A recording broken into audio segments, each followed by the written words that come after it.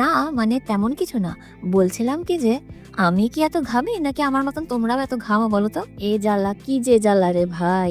গরমের সময় ঘেমে স্নান আর শীতের সময় পুরো নারকেলের ছোবড়া। যাই হোক, এবার কালী পুজোটা পড়েছে না গরম না শীতের মাঝামাঝি সময়, তাই আমি ঘামতে ঘামতেই বেরিয়ে পড়লাম ঠাকুর দেখতে। মধ্যমগ্রামে এসেই এই প্যান্ডেলটাতে প্রথম ঢুকলাম। ওয়াও! এন্ট্রান্সটা তো বেশ ট্রাইবাল আর্ট টাইপের লাগছিল। বিভিন্ন ধরনের বাঁশের ও বেতের কাজের জিনিস দিয়ে ডিসপ্লে করা ছিল। যাক বাবা, শান্তি মতন ভিতরে ঢোকাতো গেল প্যান্ডেলটাতে। আমার তো এই ধরনের প্যান্ডেলে ঢুকতে ভীষণ ভালো লাগে। ভিড় থাকবে না বেশি, আর প্যান্ডেলের ভিতরে থাকবে বিভিন্ন আর্টে পরিপূর্ণ।